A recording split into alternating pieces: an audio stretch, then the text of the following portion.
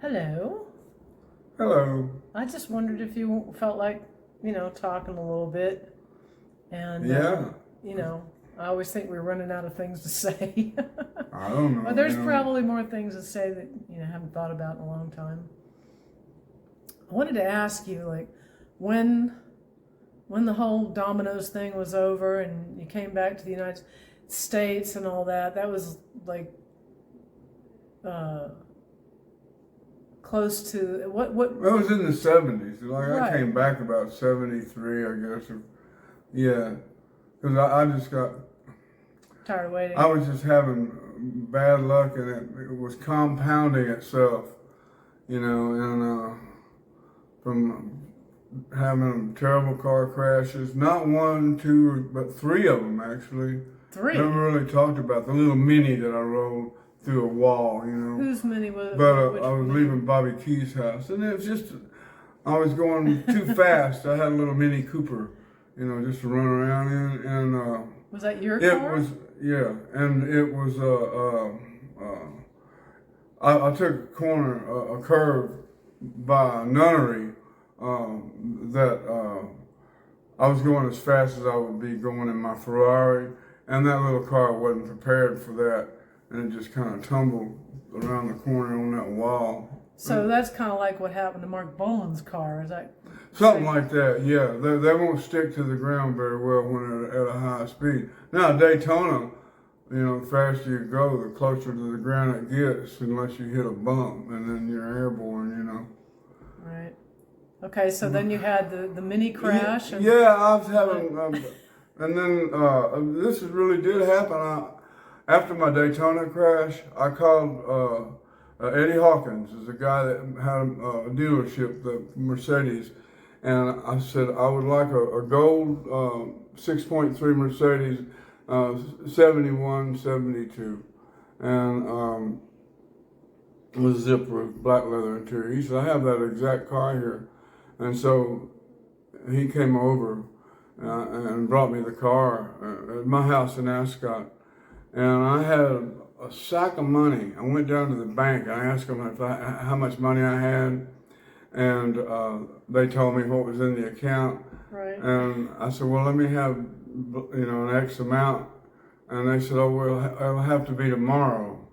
We don't have that much in the account today in the bank, because this is a little Ascot, little small place, Right. And I said, as a matter of fact, I want all of my money. So this is Barclays Bank, And I said, I want to see all of it.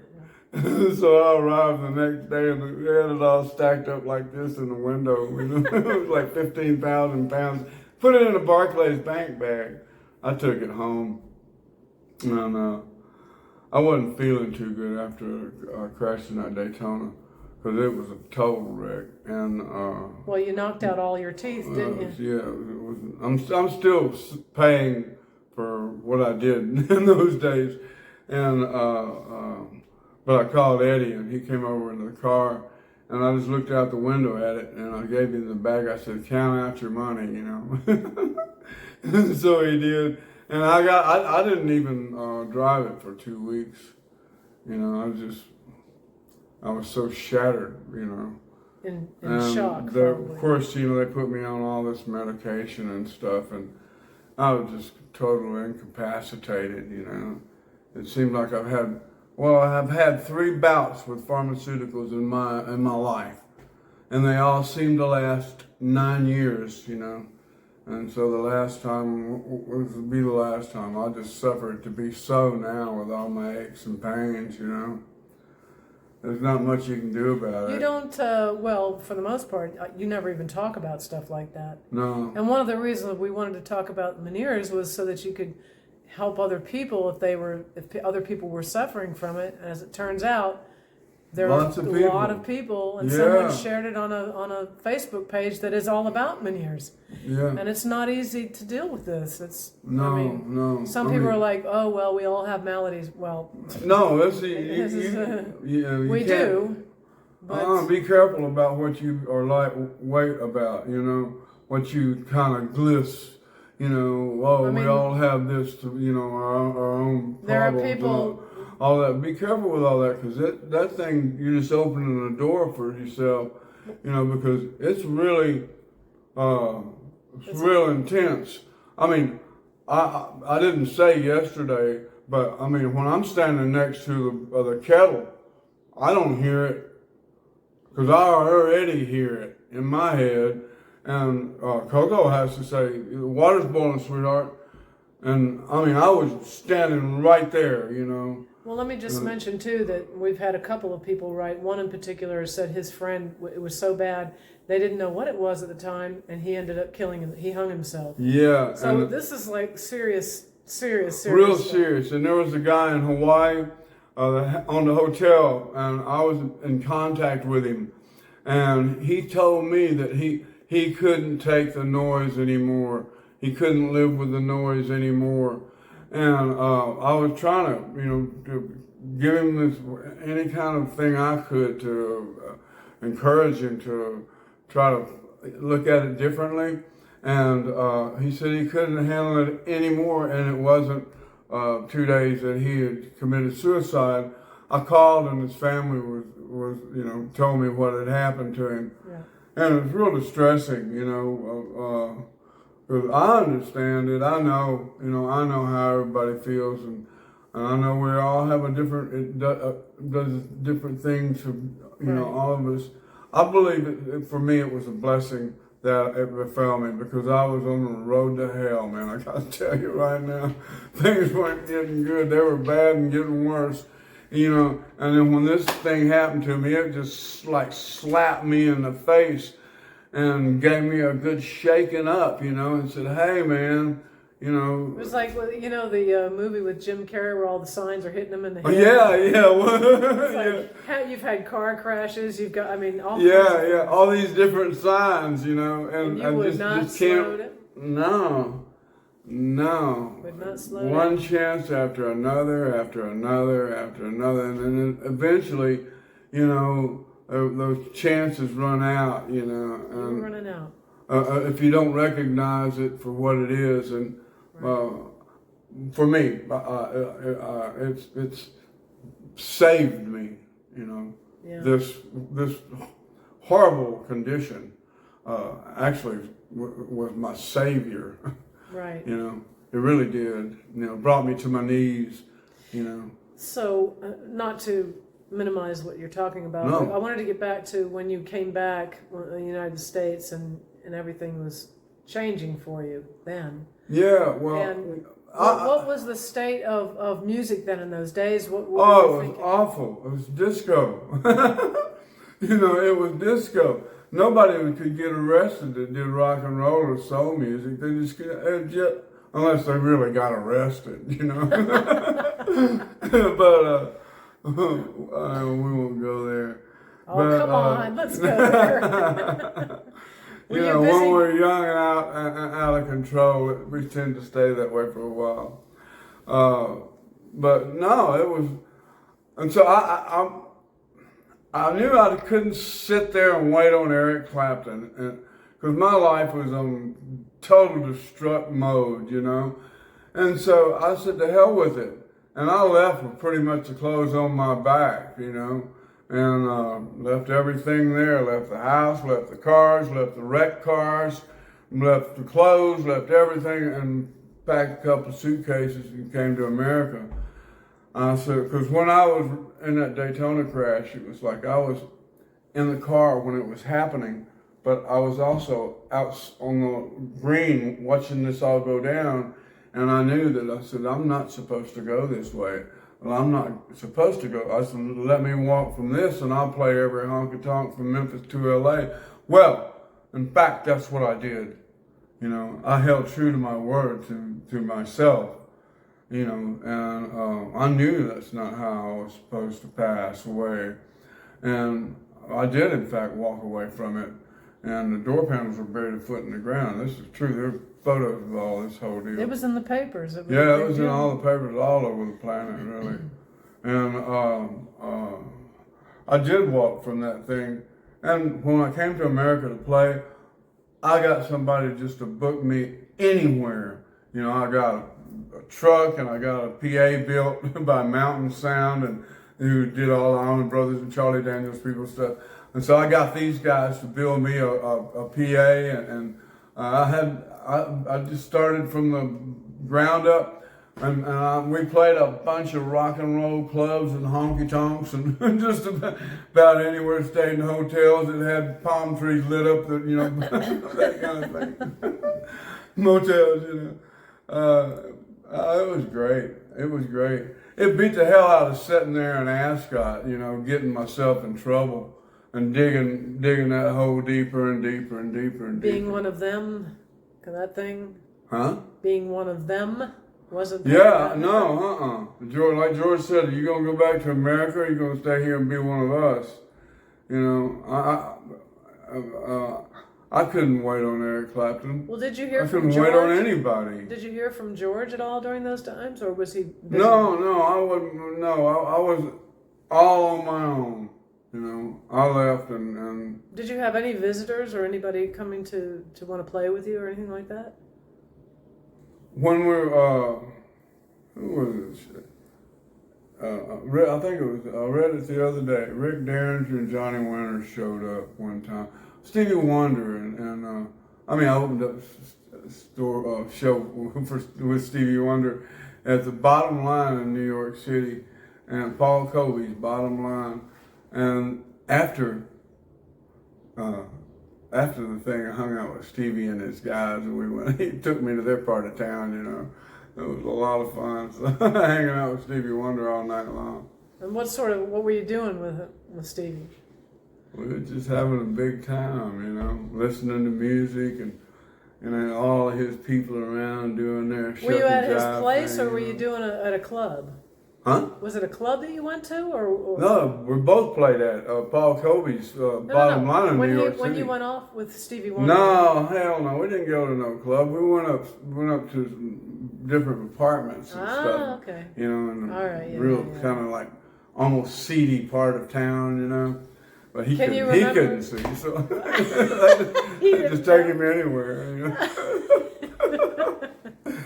Oh, I'll tell you though. We did hung out all night singing and having a big time, but we went to a couple of different places, But it wasn't. Oh my goodness, it wasn't a year later. I was in Hollywood, and they had Sunset Sound Recorders, and I went into Sunset Sound Recorders and. I said, who's in it? Oh, because I wanted in Studio A. I wanted to go, do something. I can't remember what it was. And they said, well, Stevie Wonder's in there. I said, oh, excellent. And so I said, I'm gonna go say hello. And I didn't say, I just, didn't ask nobody's permission. I just told them what I was getting ready to do, and I walked on. And I opened the doors and walked into the control room, and he went, and as I walked across the floor, he went, Bobby Whitlock. That's what he did. I said, how the hell did you know that? He said, I remember your walk. I guess I drug my feet or something. I don't know. Is it the Indian in you, honey? I guess the Indian in me wore out, But I forgot where I was. We were just talking about what was scene was going on then during the music. The music scene in America, it was at an all-time low. I mean, kind of like it is now. But it was for a different reason. It depends. Right now, it's just bad musical concept. These people, what they think is music, it's really not, It doesn't. It's not saying nothing. It depends on who you speak to, Well, it doesn't tell a story, Not that I can. I think those days are gone. I can hear anything through all that. Well, I got to be fair, and I don't listen to anything, so I'm speaking from what I just can't get away from. You can't get away from it, But anyway, I was glad I did what I did. It was a step on my own. I didn't want to have to rely on those people. I knew what the price was to pay for all of that. Hey man, superstardom is not worth the compromise of your integrity. your moral self. It's That's pretty much the way it is in the industry. yeah, You're and talking you just have to, like, you're selling yourself body and soul to these, swine, who are running the industry. People still do it. Oh, big time. Yeah, just so they can be a star for a moment. The favorite flavor, the flavor of the month. Because that's how it happens, and then you're forgotten, then they're forgotten, then they're forgotten. They move on and use someone else, and they use these and use them up, and, No, I'd rather stand on my own, make my way through life. That's what I've done. Hell, I'm 73 years old, and I'm proud of everything I've done. Even what may seemingly, like getting rid of everything and just starting over, like what we did. We just started from bare bones. Hell, I'm proud that we've done that and we've accomplished what we've accomplished. I really am, and to be right here, right now, I'm able to do this and know that it matters to somebody, matters to me, what I have to say and how I feel. It's real important, Things you failed to mention in the mini car crash? Yeah. I forgot. Well, Outtakes. Yeah, when it rolled around, there was a big wall around the nunnery like this that went with the curve. Convent? Convent, yeah. The nunnery. Nunnery. Anyway, it went like that. It just rolled in like this, tumbled like that. Never end over end or anything, but it stayed just like that. And when it stopped, I was just sitting there in the seat behind the wheel, and the outside of the car was gone. And the whole outside of the car was missing? Yeah, it just kind of peeled it all off around for me. I mean, it was... And you were sitting in the... Yeah, a little Mini Cooper, a little Radford Mini. And here come the milkman. You did what to the milkman? Yeah, I'm riding with the milkman. Okay, it's a 3-wheeler, all right? He's got a little milk cart, and he gave me a quart of milk to drink on the way home. It was freezing. I mean, it was freezing, and we're riding this little 3-wheel milk cart through the great ride home, okay? But listen, it was the same milkman that gave me a ride home when the back end of the Mercedes fell out, I swear to God, this guy saw him like 2 weeks in a row, at like 3:30 in the morning or 4 in the morning, He knew how to get me home. That's really true. I mean, and for me, it was, when I bought the Mercedes, I mean, I was just driving home from London after I just had it insured at Cloverleaf, and I was on the way home. It was late, and I was just barreling through the Great Park. I mean, just eating it up. And I heard something go clang, clang, clang, clang. But the car hit like that, and then 3 rolls like this, and turned back 3 more, and tumbled, and I got it. And when it was going on the other side of the road. You gotta understand, I'm intoxicated, pilled up, and I'm driving on the wrong side of the road. I mean, I wasn't used to driving in England. I shouldn't have been driving, period. Oh, my God. But anyway, I went and knocked on the front end was at this high, and the back end on this side was that high. I got out, and it was still steaming. And there was a big gatehouse right there, and I went...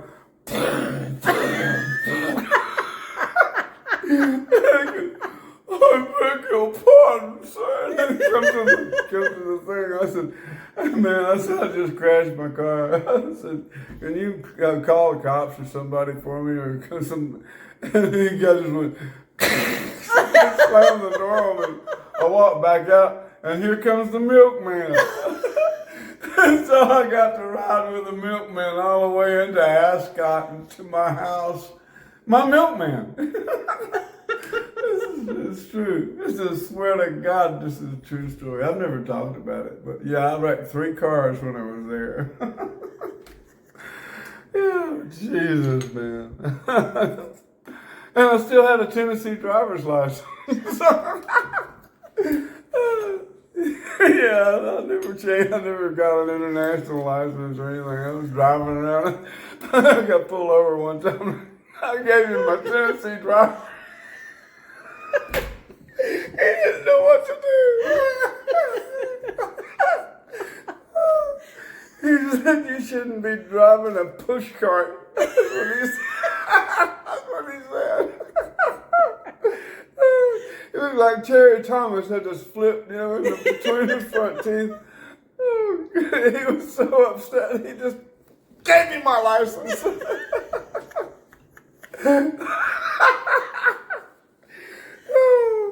That's when I had the red 330 GTC. Oh my God.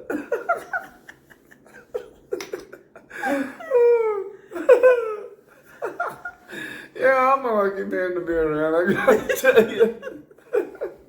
Now I've told it all. At least today.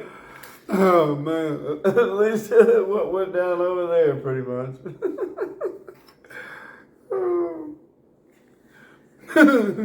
I hope this has helped. I'm better.